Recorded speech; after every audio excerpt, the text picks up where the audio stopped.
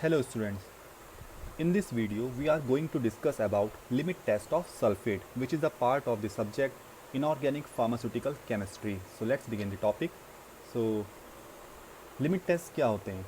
Basically जो limit test होते हैं वो किसी भी कंपाउंड की प्योरिटी को चेक करने के लिए यूज़ किए जाते हैं कि जो भी हम कंपाउंड ले रहे हैं, सपोज़ कीजिए हम बेरियम सल्फेट कंपाउंड ले रहे हैं, तो जो हमारा बेरियम सल्फेट कंपाउंड है क्या वो प्योर है या कितनी क्वांटिटी में प्योर है, उसे हम चेक करने के लिए जो टेस्ट परफॉर्म करते हैं उसे लिमिट टेस्ट कहते हैं. सो लिमिट टेस्ट क्वांटिटेटिवली भी यूज़ किया जाता है. क्वांटिटेटिवली का मतलब होता है कि क्वांटिटी, इम्प्योरिटीज़ की क्वांटिटी को कैलकुलेट करना. तो लिमिट टेस्ट इम्प्योरिटी की क्वांटिटी को कैलकुलेट करने में भी हेल्प करते हैं.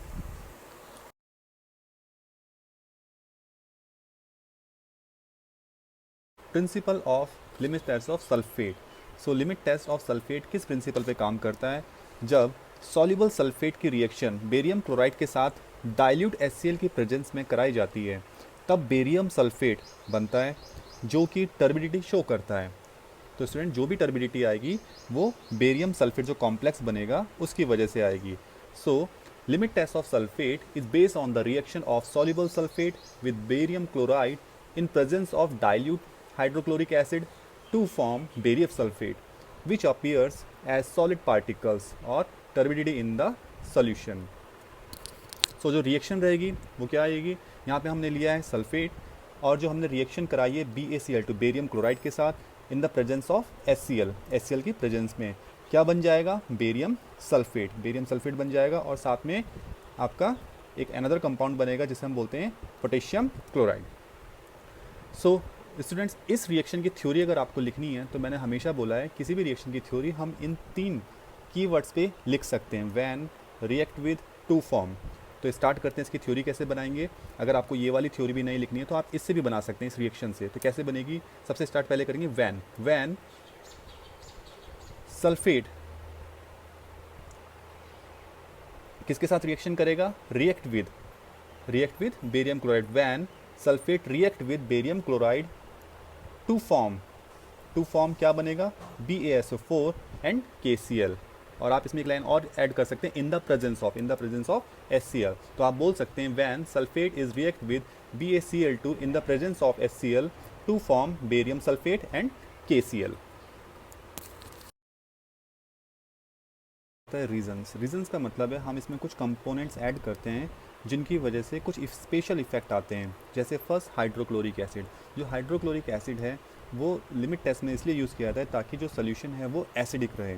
नेक्स्ट आता है पोटेशियम सल्फेट. अगर हम पोटेशियम सल्फेट को ऐड कर रहे हैं, अगर हमें इस टेस्ट की सेंसिटिविटी बढ़ानी है, मींस अगर आप टेस्ट परफॉर्म कर रहे हैं और जल्दी रिजल्ट नहीं आ पा रहे हैं तो आप उसमें अगर पोटेशियम सल्फेट ऐड कर दें तो उस टेस्ट की सेंसिटिविटी इंक्रीज़ हो जाएगी.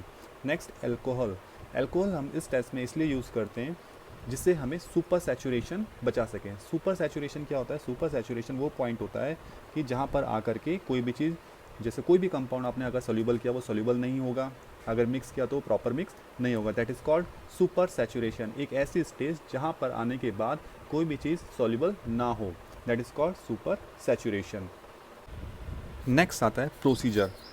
जो प्रोसीजर होगा लिमिट टेस्ट का, हम उसमें 2 सैंपल बनाते हैं. एक होता है टेस्ट सैंपल और सेकंड होता है स्टैंडर्ड सैंपल या स्टैंडर्ड कंपाउंड. टेस्ट सैंपल वो सैंपल होता है जिसे हमें चेक करना होता है, जिसकी प्योरिटी हमें चेक करनी है. स्टैंडर्ड सैंपल वो सैंपल होता है जो मानक होता है, जो पहले से प्रूव्ड है, जिसकी प्योरिटी हमें पहले से नोन है या जिससे हम तुलना करेंगे, जिससे हम कंपेयर करेंगे. That is known as standard compound. अब टेस्ट सैंपल कैसे बनेगा? टेस्ट सैंपल बनाने के लिए सबसे पहले हम जो हमारा सैंपल है जो हमने लैब में लिया है वो हम स्पेसिफिक क्वांटिटी में लेंगे और उसे पानी में डिज़ोल्व कर देंगे और उसे जो नेस्लर सिलेंडर है उसमें फिल कर देंगे. नेस्लर सिलेंडर जैसे कि आप वीडियो में देख पा रहे हैं, नेस्लर सिलेंडर वो ग्लासवेयर होता है जिसमें हम लिमिट टेस्ट परफॉर्म करते हैं.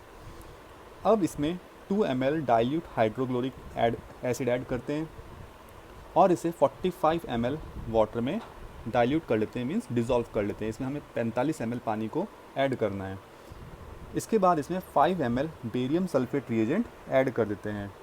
इसमें हम जो 5 ml बेरियम सल्फेट होगा हमारा उसको ऐड कर देंगे और इसको इस नेस्लर सिलेंडर को 5 मिनट के लिए साइड में रख देंगे.